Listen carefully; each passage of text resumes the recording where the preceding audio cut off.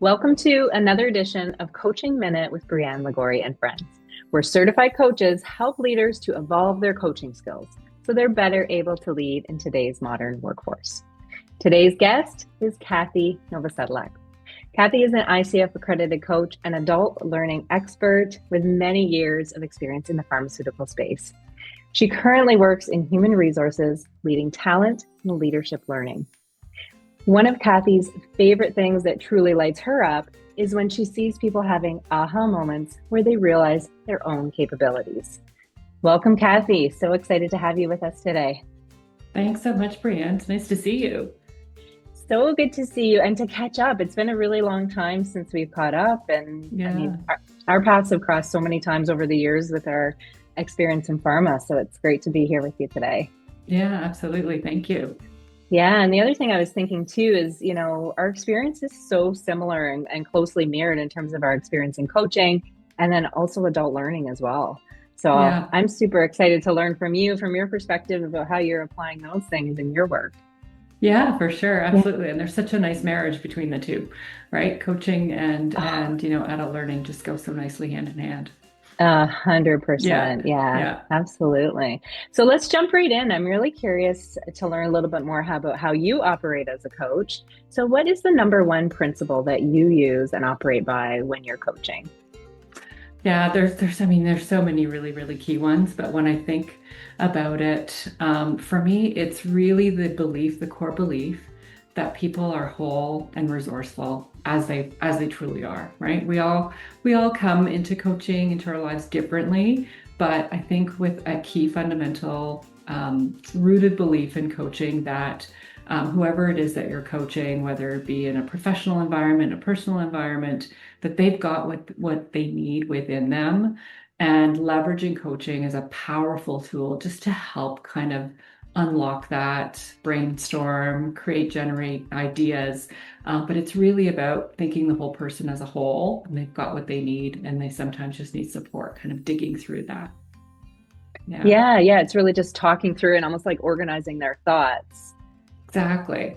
And I think it connects to Exactly. what you say about like helping people really unlock their own capabilities and realize, oh, I actually got this. Yeah. Yeah. And that's those aha moments that you talked about in the intro there. It's like sometimes you see that. It's like some little sparks have opened up and you see people recognizing that they kind of had some answers all along, or maybe through the Yeah. coaching process, they found the answers, but the Yeah. magic happens when they find it within themselves, through that guided support through coaching.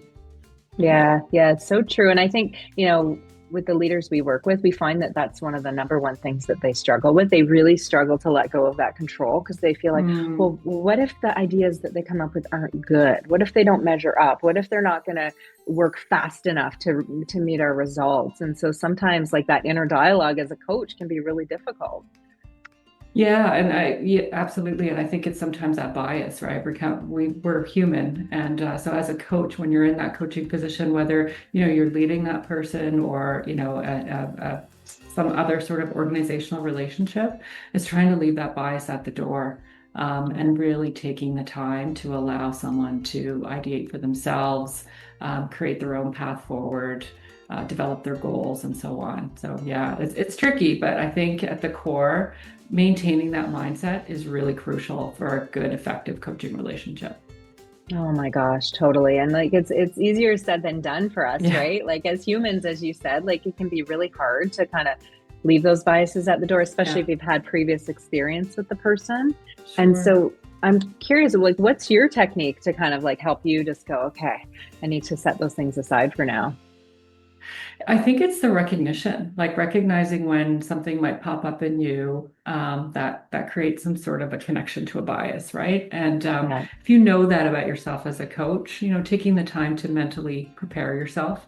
Yeah. I know we often do prepare to coach moments, and Yeah. kind of getting yourself grounded, making sure that, if you're aware of some, preconceived notions, preconceived ideas, kind of recognizing that they're there and mentally sort of putting them aside, maybe writing them down on a piece of paper and thinking, I'm going to put that piece of paper aside while I have this coaching conversation.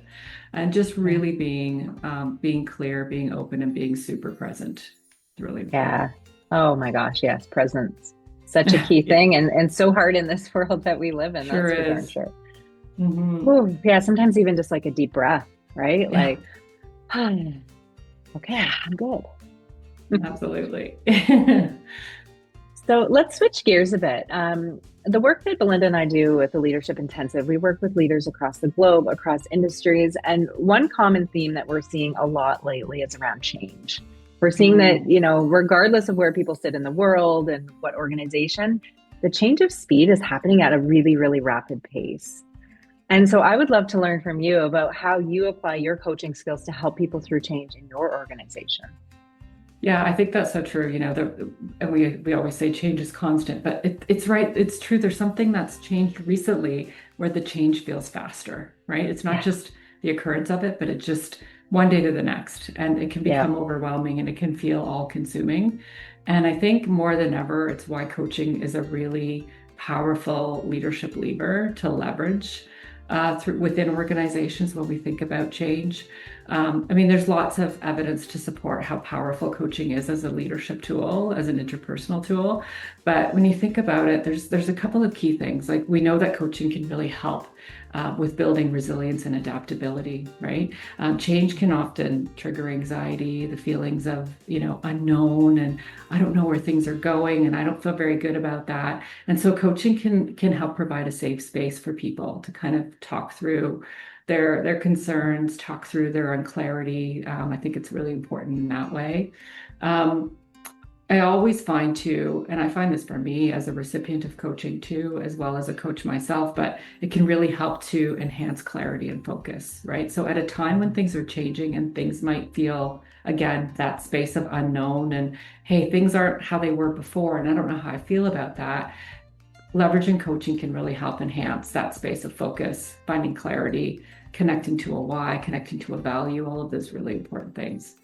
Um, Yeah. I think it can also really help support skill development, talking about the adult learning piece. Like we know that coaching can be a really good tool to think about how you can continue to grow and evolve in the work that you do within your organization, within your leadership, and so on. Because we know with change, it often requires changing the skills that we have and upskilling ourselves or creating new skills that we didn't know we needed, 6 months ago. So coaching can be a really powerful tool with that as well. So those are some of the big things that kind of come to mind for me when thinking about change and how coaching can be a really strong tool to use. Hmm. Yeah, and Yeah. what you said, like about it potentially causing some anxiety and some stress, Hmm. it's like that unknown. And sometimes we're not really sure how we feel about it. We feel off. We're really not sure how to identify it. And you've got me thinking that probably coaching is a really good self-awareness tool to help people go, okay, here's how I'm actually feeling about this, and that is Yeah. okay to be where I am.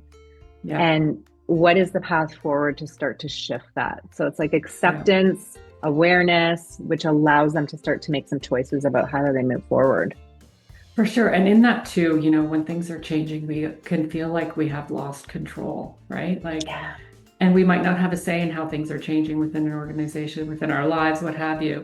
And so being able to isolate what is in my personal power, what is in my control to navigate through a changing situation through coaching is also extremely, extremely powerful. Yes, Mm. that my favorite question. What is within your control? That's right. Yeah. Like the mic dropping question where people go, oh, all these Yeah. things aren't in my control. Actually, if I focus on what's in my control, it really helps to kind of calm some of that stress and anxiety that might be coming up. Yeah. Yeah. Absolutely. Yeah. Yeah. Mm.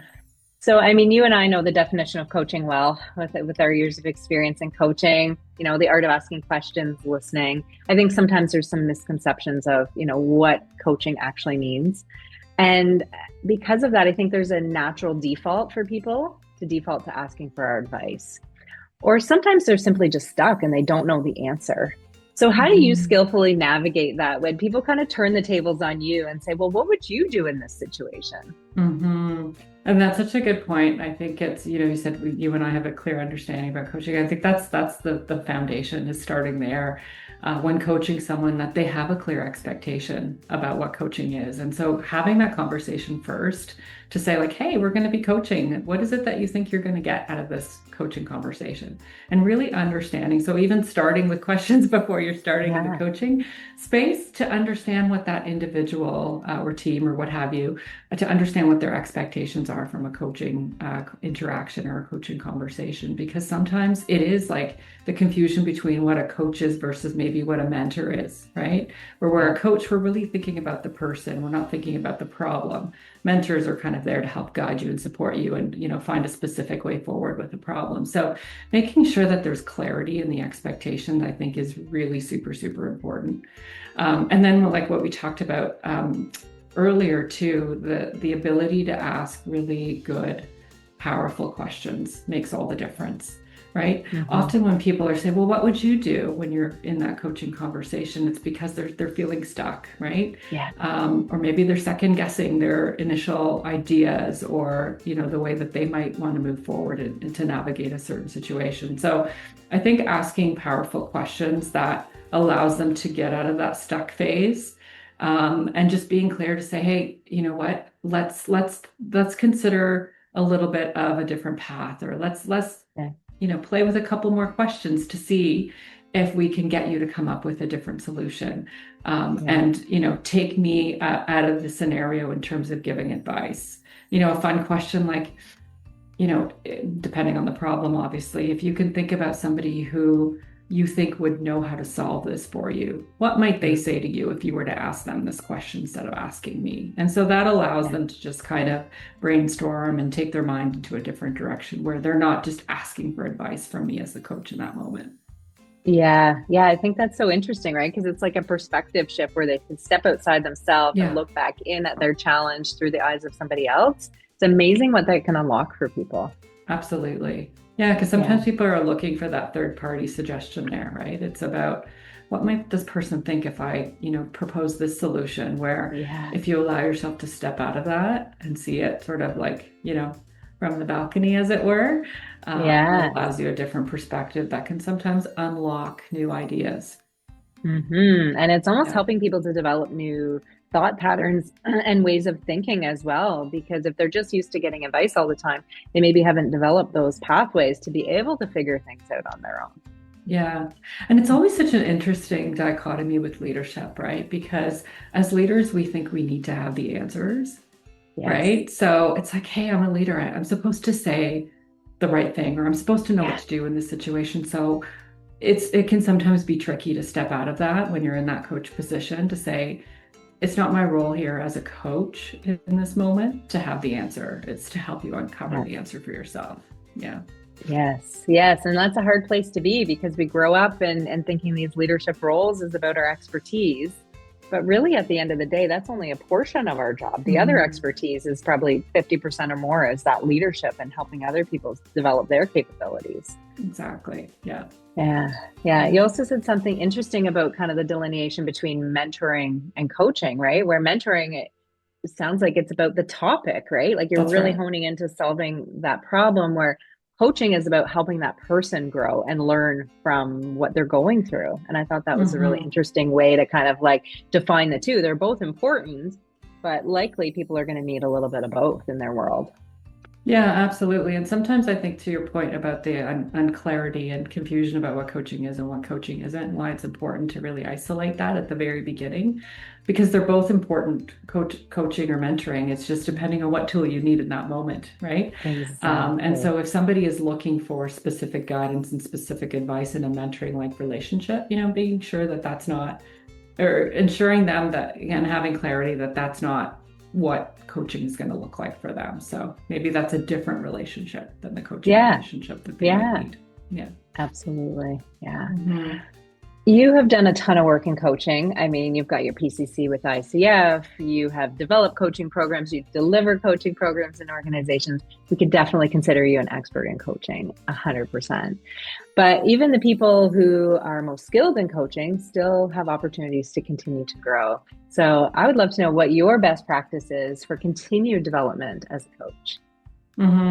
First of all, I think it's mindset, right? The growth mindset, and thinking that no matter how skilled you might be at any given task, there's always room to continue to grow and shape beyond where you currently are. So I think that's a really important piece. What I've been lucky to do is encounter people through going through this coaching certification program or through my professional community, other people who are also coaches. And what we do is we often connect together and practice with each other.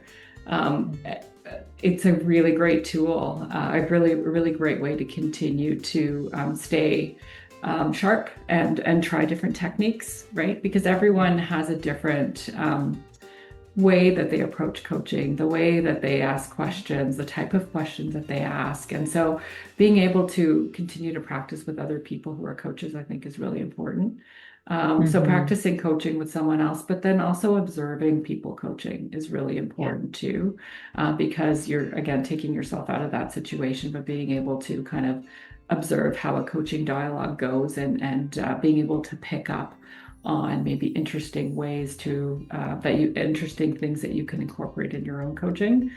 So having a community of coaches around you that you can tap into, to connect with, to sort of stay within that space is really, really important. And then the other thing is being a recipient of coaching, right? So be coached. Continue to be a learner. And continue to be a coachee. I think that's really super important because it allows you to connect with the great power that coaching can have. And you can learn through that experience as well that you can take into your own practice as a coach. Yeah, it's so important to continue to have that time for, for us as leaders, as coaches, because so often we're working with everyone else and giving it all of our energy to others, which is super rewarding, but it also can drain our energy. And if we don't take time to kind of like replenish it and say, okay, what do I actually need and want? And what matters to me? It can be a challenge. So I really, really love that is getting coaching. Yeah. And it's just such a powerful tool. Yeah, absolutely. It's magic. Well, anytime that you want to practice, let me know. I'd be happy to raise my hand to be part of your triad. Thanks, Brianne. Thank you. Thank you so much, Kathy, for your wisdom today. It's so great to catch up. I really, really appreciate your time. It's been my pleasure. Thank you for the opportunity, Brianne. Have a great day. Thanks, Kathy. You too.